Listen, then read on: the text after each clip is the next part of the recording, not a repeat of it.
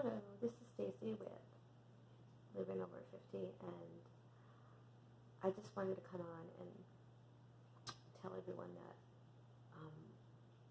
all these products, all these retinol A products and microneedling, everything that people are doing right now, today, since they don't have to go to a dermatologist's office to do it, I got caught up in all these gadgets, and I do have a microdermabrasion machine with the diamonds, and I was starting to take retinol A prescription, and so I did try a different brand that I got online that I didn't need a prescription for, and I went for the higher dose because I feel like I've been doing this for a year, and I could start with the 0.5 instead of the 0.1.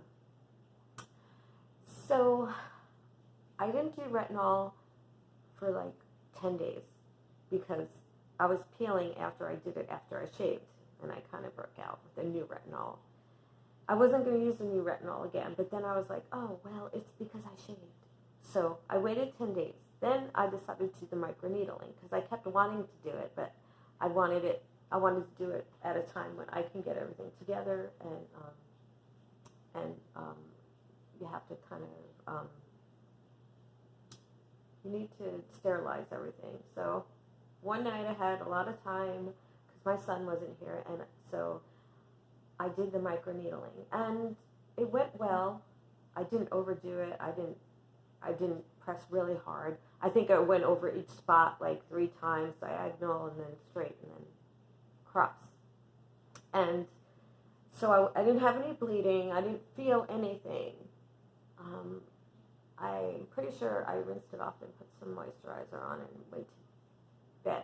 Okay, so I looked up on YouTube how long after you micro needle. I hope I'm not saying microblading. I mean microneedling. How long after microneedling can you use your retinol? So on a site it said 2 days. So I waited 2 days. But I put the new retinol on instead of the one that I have been using, the prescription one. I woke up. I was itchy down here. And I was like, oh, well, I got itchy down here the last time. It was a little itchy down here. And I think it's because I shaved and then put the retinol on. So I was like, oh, no big deal. I looked in the mirror and I looked like this, squinty, because my face was so puffed up and red. I didn't know what was happening. Under here was like big bubbles. They looked like water was in them. And I got so scared. I was crying. I was literally crying. The first thing I did was call up the person who made the retinol, and the man was very nice to me, and he got an itch. See, my face is still. I'm trying to get in close. My face is still very, very dry, peely, and it's got like brown spots. My eyes are still a little bit. They got little tired looking and little puffiness under it. That's from the retinol, probably from not getting sleep either. But brown patches, very scaly. Under here is just scaly, just dry and peely, but you're not supposed to pick it. So anyway, I'm waiting for something to happen. Like every day I wake up, it gets better and better. So the guy that I called that made the retinol was very nice, and he made it sound like it was no big deal, so I felt a little better. I could breathe. I was like, okay, I'm going to have great skin after this.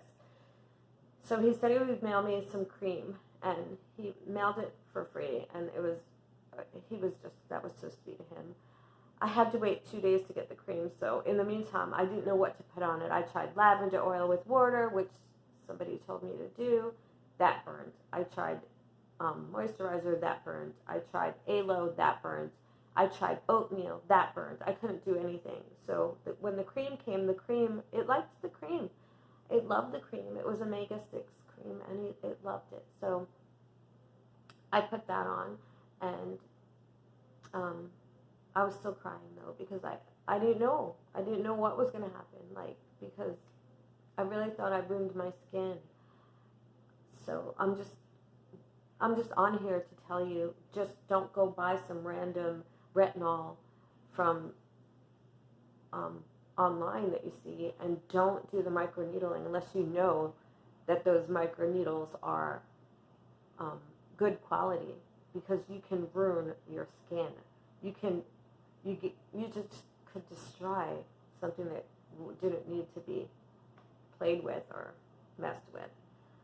I'm not going to do that again. I found out that there's different people on YouTube that know a lot about microneedling, and they have their own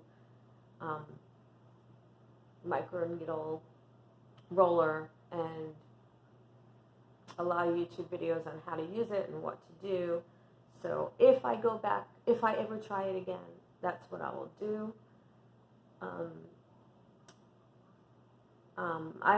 I just want to look for regular people that are using these things. I don't want to look for infomercials or anything like that, just regular people, which I usually do, but I think I went overboard, just taking my skin for granted. My skin was beautiful. If you see me in my other videos, like, I'm happy to have skin like this. I just was using retinol A, moisturizer, sunscreen. I started using sunscreen a lot more than I used to, because of the retinol A, of course. Just always wear sunscreen if you're going to use the retinol A, because you don't realize that even if you're out just driving to the store, the sun's exposure, the radiation just can make your skin thinner and then more prone to something with photosensitivity, and then you can get it. Your skin can really get irritated like mine. I have pictures where it doesn't even look like me, and all my friends are like, "Oh my goodness, like, what did you do?" So I'm gonna try to get those pictures posted on here so you can see what happens if you just randomly just throw yourself out there and try some things for your skin. Just be careful, even like chemical peels and everything. Just if you really have bad skin and you want to try something, at least go to your dermatologist or a esthetician and find out if it's okay for you, because everyone's marketing stuff out there for aging, and it's just crazy how the emphasis is so much on aging, when you can have a good quality of life and get older. Take care of what you put in your body and on your body, and just be happy, and most of that will reflect on the outside. I'm one of those who gets trapped in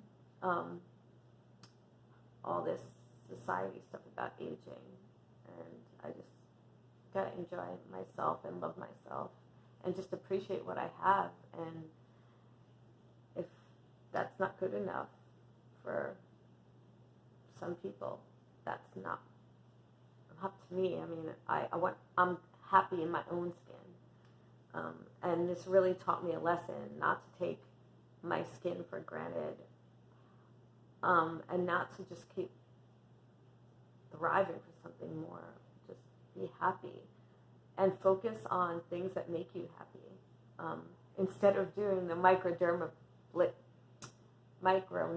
I could have been like doing a YouTube video or dancing or doing something else, instead of just, I don't know, using myself as some kind of guinea pig. So I didn't see a lot of YouTube videos on people that this happened to, and I really wanted to know, what do I do? Like, is this normal? Is this okay? And I would call up my brother in the middle of the night, because he's in a different time zone, and I would just be hysterical crying, sending him pictures, and he'd look up stuff, like just trying to find information, and there is no information, like, not that I could have seen.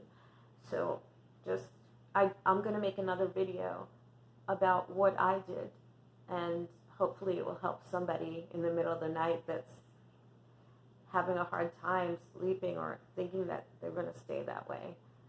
So so stay tuned to my next video, and thanks for watching. And I will do my facial flex testing as soon as this clears up. I really don't want to move my face too much and crack the skin because it's cracky and peely right now. So hopefully we'll get back to workout videos. I really want to get back to working out. I couldn't even work out, but that's another story in the next video. Thank you for watching, and have a beautiful, wonderful day.